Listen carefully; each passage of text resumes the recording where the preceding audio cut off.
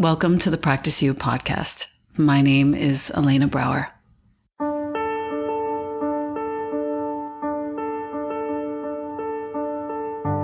Together, we'll explore and enjoy content and conversations around mastering transitions in our relations, our wellness, our careers, our families, and especially in our missions and visions. You are invited to learn and love and listen with me. Welcome to Practice You.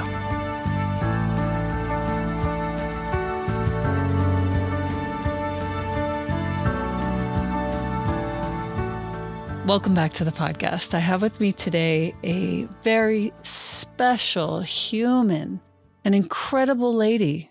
Her name is Lopa Mersch. She's many things. She's an Ayurvedic practitioner. She's a mother of two. She's a sustainability advocate. She's a TEDx speaker. She is a recovering cult member. And her adventures have taken her around the world in search of health and fulfillment and deep energy. 2 years ago, she became the founder and CEO of Rasa, which is an adaptogenic coffee alternative revolutionizing people's relationship to their energy and their state. I love this product, as I have considered Lopa creating an opportunity to have sponsors on my podcast. Now we got to 1 million unique downloads, and my collaborator and I are like, okay, who do we want? And you were the first person I wrote down. Wow, I'm honored by that. That's amazing. I know. And I don't even know what it's going to look like yet, but I'm doing all the research now and figuring it out. But you're in my top 5. Oh, fantastic. Mostly because I can talk about it really easily because I know what it does for me, your product. You know, one of the things I love is talking to women who have been extremely successful. And this is where I wanted to coincide with you. I would love to start by just hearing your trajectory, becoming a founder, how that goes as a mother. And that's a good place to start, I feel. It is. Yeah. So for me, Rasa is really a story of alchemy, actually, turning shit into gold. And that starts with, I had just an unbelievably stressful year. In 2015, that was when I left the cult. Weeks later, had an emergency back surgery while I was pregnant with my first son, moved across the country, lost a beloved member of our family, had an emergency traumatic cesarean birth, huge falling out with my family. I was fried. And, you know, had complex PTSD that I was managing, and also this beautiful young baby that was waking me up at all hours of the night. And I needed something to keep me going. And coffee's never been the right choice for my particular constitution. Same. Yeah. Vata Pitta. It's not even like it's not any kind of pious choice. It's just like, nope, thank you. But even then I was like, dude, maybe this is just when you drink coffee. And I even have pretty staunch Ayurvedic friends that kind of told me on the sly they were like, dude, early motherhood is when you just like fuck it all and just drink all the coffee. And I was like, oh, okay. Yes, so, that you need. Yeah, that you just do that to get through. And like my nervous system was really deeply fried from that 6-month intense period. And, unsurprisingly, coffee did not help. Panic attacks, waking up in the middle of the night, totally messing with my circadian rhythms, anxiety, jitters, the whole 9 yards. And so I went out looking at all the alternatives out there and was like, really, this is it? Like, hang on a second. Like, there's so many amazing herbs out there. And coffee is one of the few culturally accepted and celebrated bitter tastes.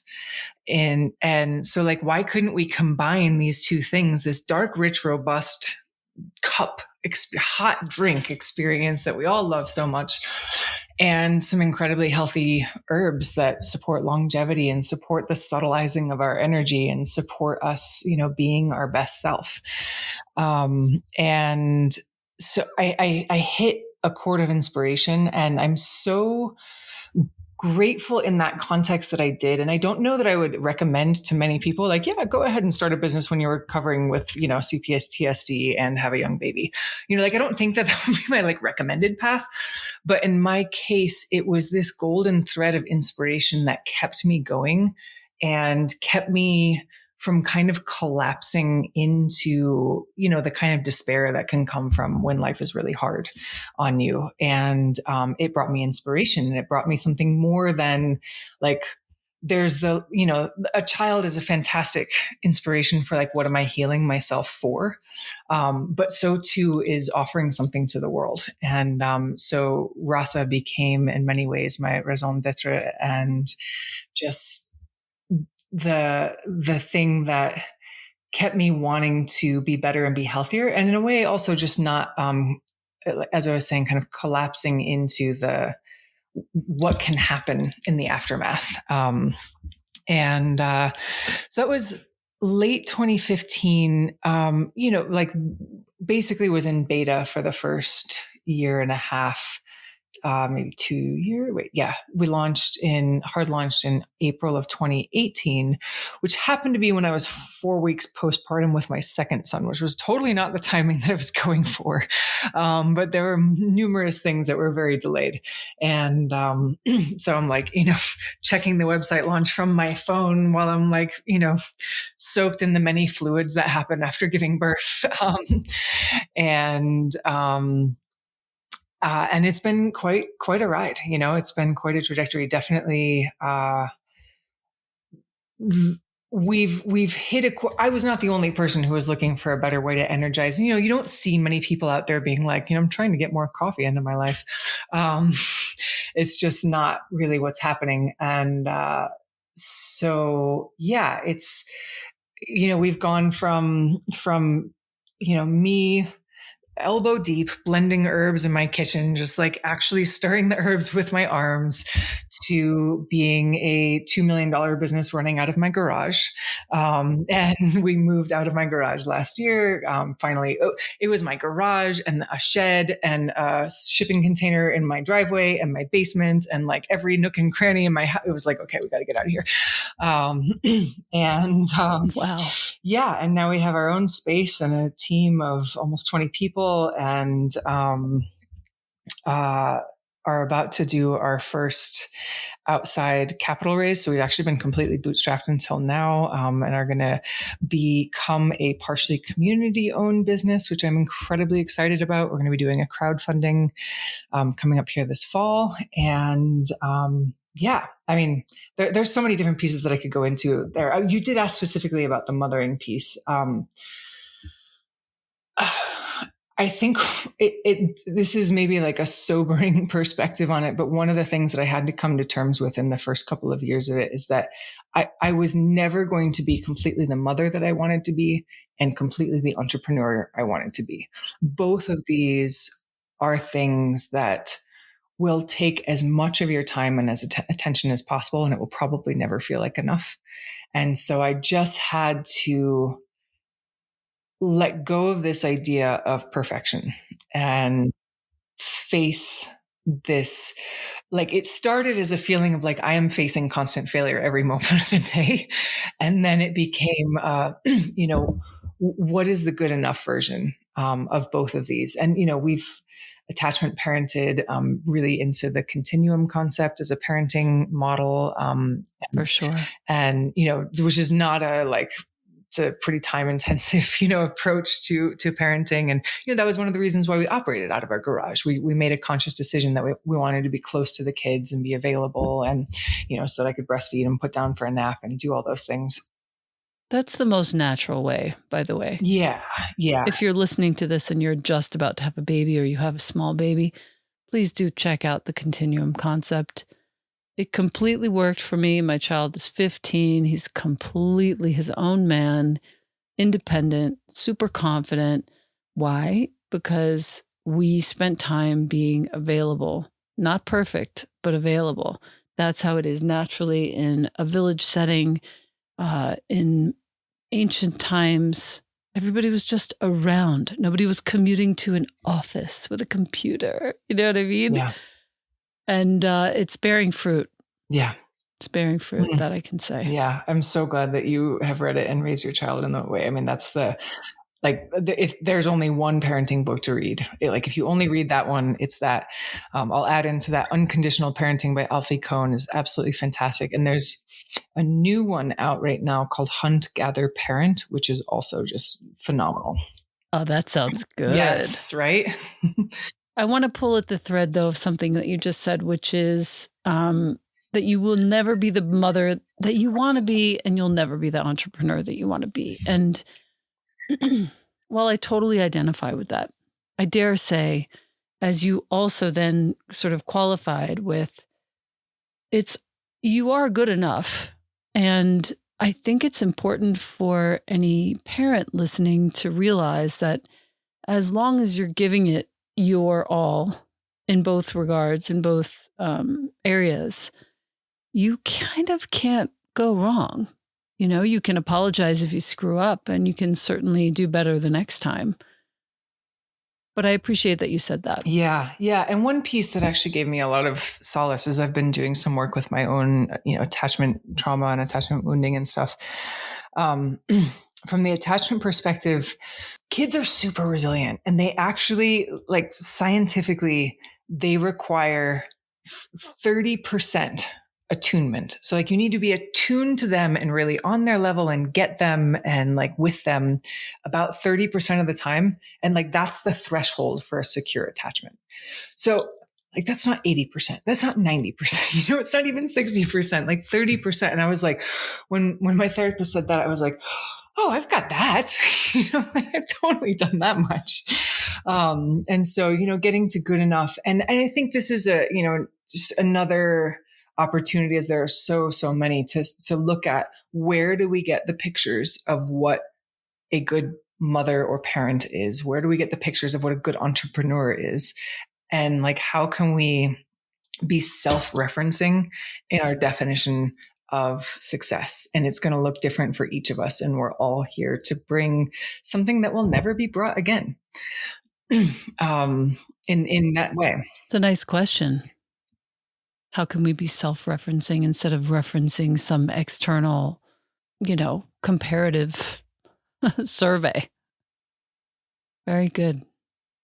That's really good. I want to say also that the product itself, picturing you elbow deep in herbs, the product itself requires a touch of an education, because there are lots of us who actually, for whom coffee is really just, whoa, it's much too much for our adrenals.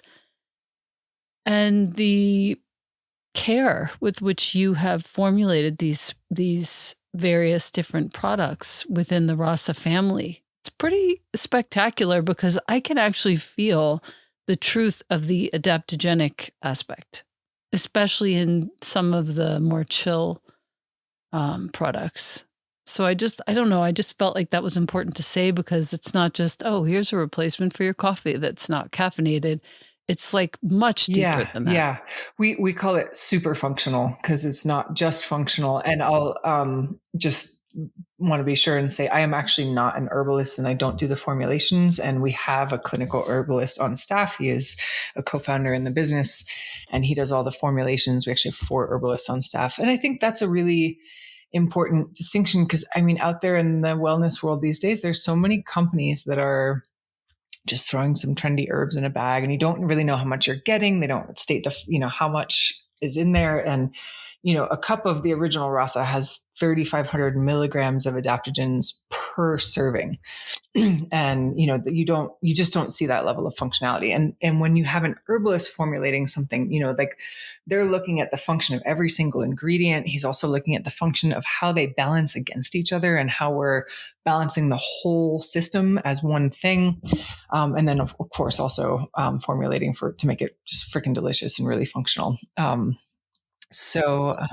Yeah. right? Which it is. Yeah, exactly. So it's not just like, oh, it's a yummy beverage and now I'm not having caffeine, I'm having this thing. And it's a different quality of energy than what caffeine gives you. And I think that's that can be for many people a retraining of our nervous systems towards the calibration of like what like we are all calibrated around like being pretty extreme. Like there's the cycle of uppers and downers that so many people do in terms of coffee and alcohol during the day, um, and we're kind of yo-yoing our nervous system throughout the day, and that makes it harder to access the subtlety that we're all working to cultivate in terms of our awareness, in terms of our sensitivity of our bodies on the spiritual path. And so that yo-yo effect of coffee, in terms of what it does to your energy. Not so much. Yeah, exactly. Not so much. It's a pretty blunt object for your nervous system and for your awareness. And so, you might drink rasa and be like, well, I didn't get the high, but like, is that high sustainable? Like I prefer to think of that high is taking drugs. It is a widely socially accepted drug that we take in our society. Coffee is. And like drugs can be really fun. Just don't fucking do them every day. Like I'm the cool mom. I'm like, yeah, do it at our house and like know what you're doing. Pay attention to how this, is going to affect your body, but don't do it every day. And then, I still drink coffee probably once every other week or something like that. And man, does it feel amazing. And it works like a drug in that kind of context. But then I'm not habituating around it. And so it's a very effective tool in my toolkit. And two, my normal energy state is calibrated to something that's more broad and more subtilized than the coffee experience. I think one of the most interesting sort of paradigm shifts was getting that calm blend that you make and drinking it in the afternoon, knowing that it wasn't going to keep me up at night. And it actually was more of like a relaxation than a lift. And it tastes so good. Oh my God. Yeah. So good. Yeah. And the elderberry also I love. Awesome. Yeah. That one's fantastic. Yeah. All right. So your kids are how old at this particular juncture? My oldest just turned 6 and my youngest is 3. Oh, awesome. So you're still a little bit in it there. Still a little bit in it. Yeah. Yeah. Good that your work is elsewhere.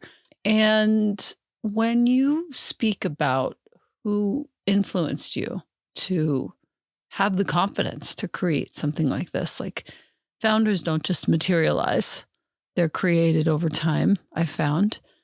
There are people that influence a founder profoundly and give a founder kind of bedrock from which to build. Could you name maybe one or two of those people for you? That's a great question. And it's interesting because there's so many. I think about Steve Jobs did this commencement speech for a college. I can't remember which one, but I think it was made into a TED Talk or something like that a long time ago.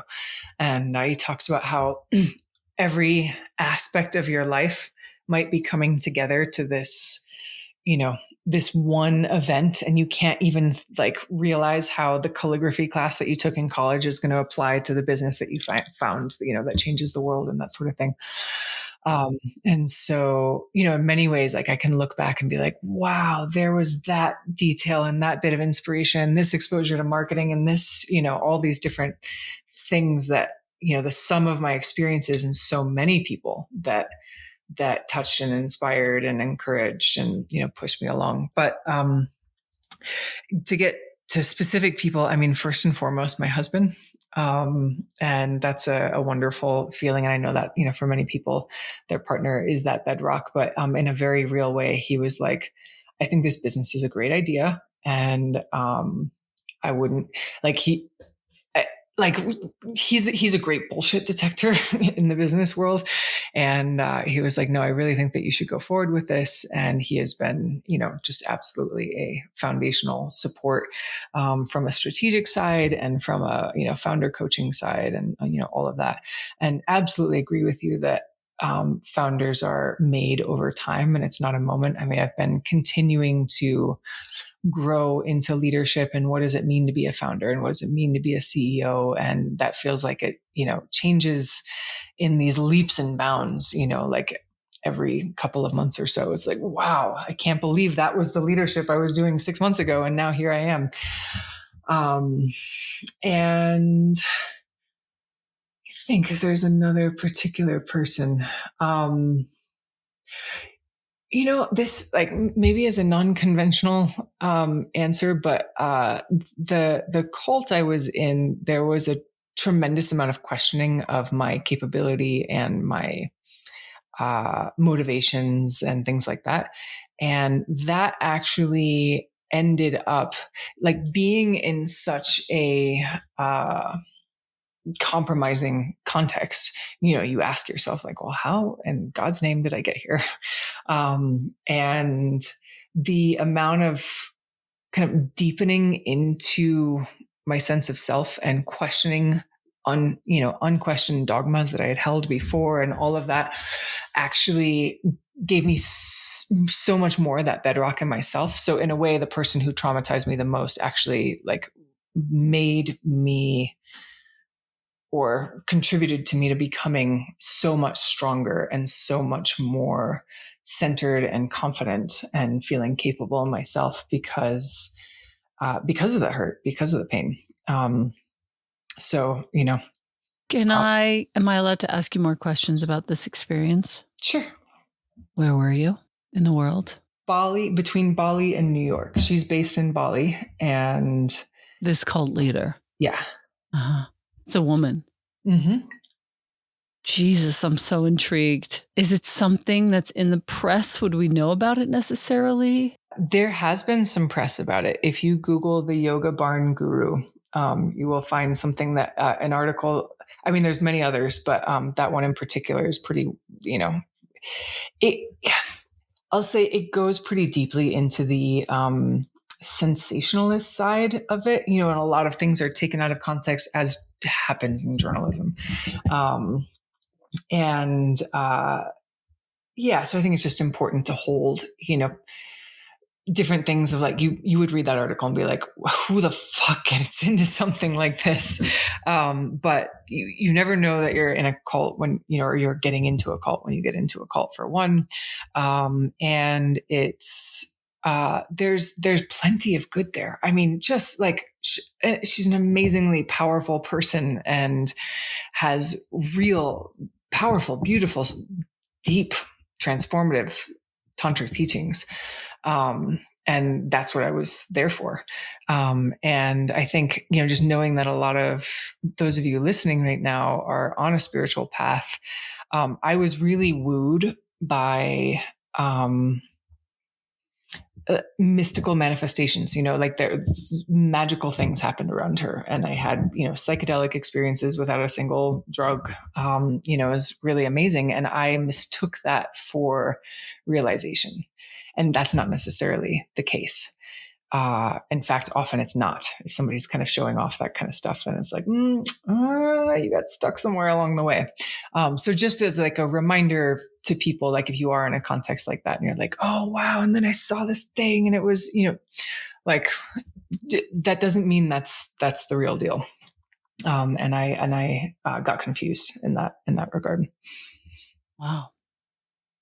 It's pretty amazing to think about, I've had experiences where I think I was sort of in something like that, but it wasn't like in one particular place or at one particular time under one roof. You know what I mean? Mm-hmm. But there was still this draw toward seeing one person as an answer. Mm-hmm. Mm-hmm. Kind of can imagine. Yeah. Yeah.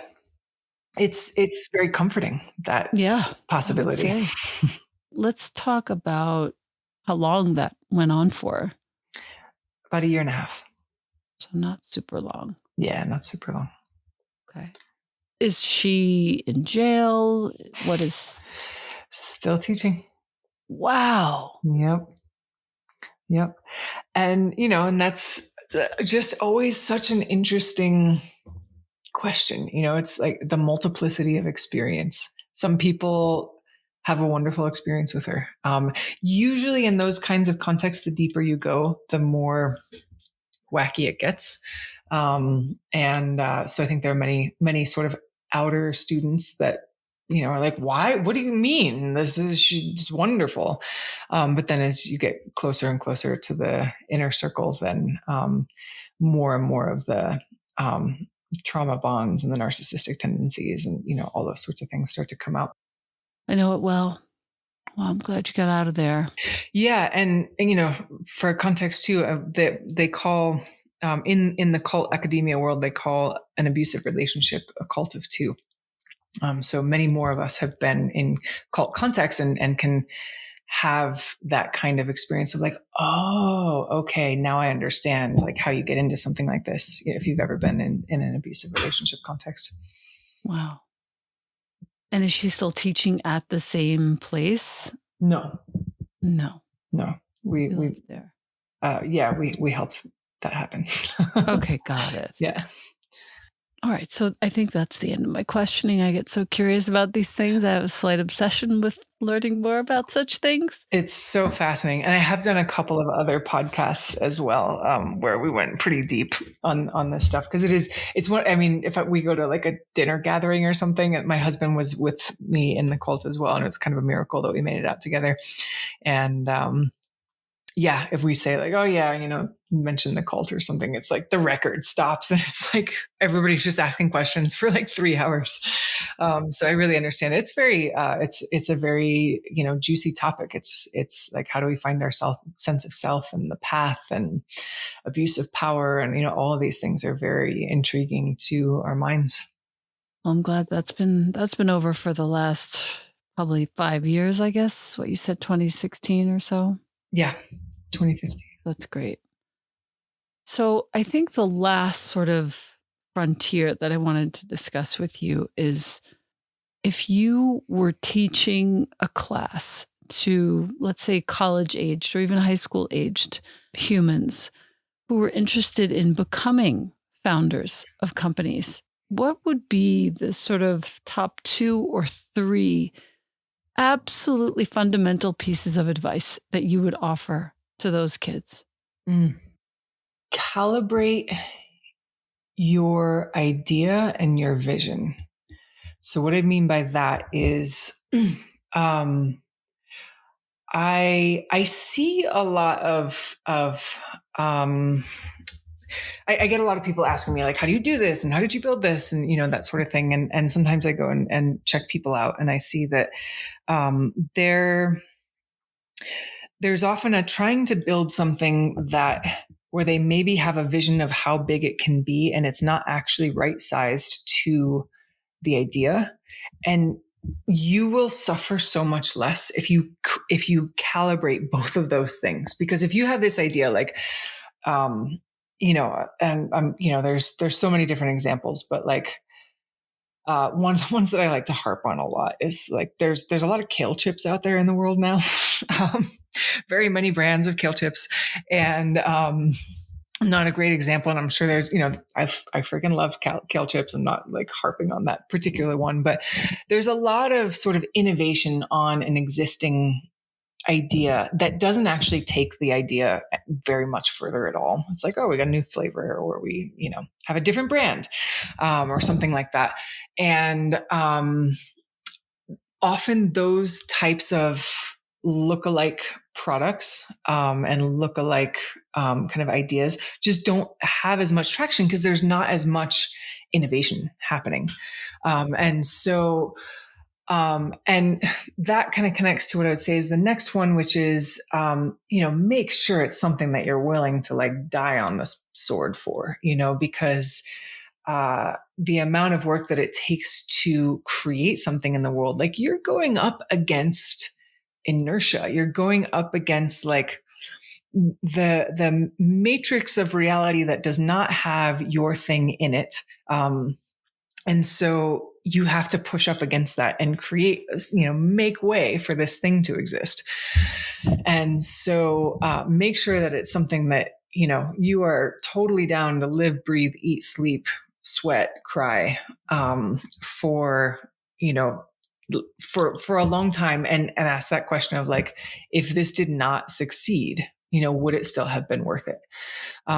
So make sure that it's something that you're really passionate about. And if what you're really passionate about is like, well, I'm going to really be able to serve a community of people. And maybe you have a service offering, or you have and then it's going to be more localized. Like, just make sure that your vision is sort of right size for what that is. And then you can also always expand the vision as you continue to go out. And I think, and I say that just because I see so many people get disheartened because, they're not a multi-million-dollar business within, like a couple of years or something like that. And it's just, it's hard to do.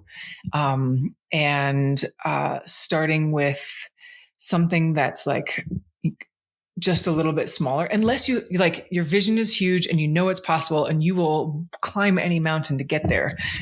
Like if you have that and you're just gripped by something, then, shoot for the stars. But I really love the concept of the Japanese word called ikigai. Yes. Yes. And so you really want like that would be advice number 3. Look at that. Like, what are you good at? What do you love? What does the world need? What will the world pay you for? Do all of those come together? Boom, do that. And just, carry on. The word is ikigai, and it kind of means what you're meant, what you came to this life to do. Your reason for being, your raison d'être, as you said en français. Such a good word. But it means more than that, as all those Japanese words do, where it means this sort of in English, but it's a bigger, more subtle concept, I think. Mm-hmm. I want to thank you so much. How's the best way for our listener to connect with your work and to connect, of course, with Rasa? Yeah. So Rasa, we are Rasa on all the socials. So at We Are Rasa on Instagram, / We Are Rasa on Facebook. And my personal Instagram, which I'm starting to get a little bit more into, is Lopa Loves You. That's sweet. Yeah. And then our website is wearerasa.com. Why the aversion to Instagram, lastly?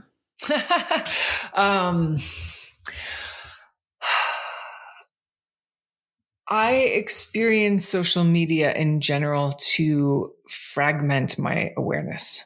And one of the things that I've noticed is it literally feels like I leave little tiny energetic pieces of myself out there on the internet. And I've noticed that when I am less engaged in social media, that it's like my consciousness kind of localizes and centralizes, and I have more access to higher states of awareness just more easily. And that when I'm out there a lot, it's like there's just a lot of like short interactions and short, like lots of little things. And so that said, the connections that you can find and the ways that you can impact people and impact each other are really unique and special in the social media world. And so I am working to find, just little micro habits to support the both and one of the things that I've actually been doing is sort of like, okay, I'm consciously going to do social media for a bit. I engage, I scroll, I comment on other people's things, whatever. I post my thing and respond to comments. And then when I'm done, I just take a couple of breaths. I put one hand on my heart, one hand on my belly, and sort of like consciously gather my energy, call my energy all back into my body, and sort of ground back in. And that really does seem to help. But I think social media is very much a double-edged sword, and it's about how you use it. And sometimes it feels like with all that I'm handling with the business and motherhood that I can't use it as responsibly as I would like. Like I don't have enough chutzpah to manage that thing as well, really well from a high integrity yogi perspective. And so I try and engage with it, like really have some self-awareness of, am I using this in a way that nurtures and uplifts me? Or am I using it in a way that is draining and depleting me? And I look at everything through the lens of energy, like where is my energy at? How is my energy being used and being applied and focused? Is it growing or is it draining? Super helpful. Super helpful. I was just speaking with Laura McCowan on her podcast, and we were talking about how I see it as kind of like my own yearbook. I post for my own delight, just for fun. And sometimes it helps and sometimes it's just for me. But I really appreciate the sort of the visual image of leaving little parts of yourself everywhere. And it does balance the scales for me. Great. That's the most important thing. Yep. So thank you, my dear. You are a great dose of inspiration for so many of us. The Rasa products are literally the best out there. If you're looking for some sort of adaptogenic drink for daily use that might replace your coffee and probably other things, wearerasa.com is where to go. Yes. And I almost forgot to mention, we do have a discount code for you guys. Wow. Practice You for 15% off your order. Oh my gosh. Practice You, 15% off. Amazing. When the episode comes out, I'll be sure to talk about that also on Instagram. Awesome. We thank you and send you so much love, Lopa. Thank you. My pleasure. Thank you, Alina.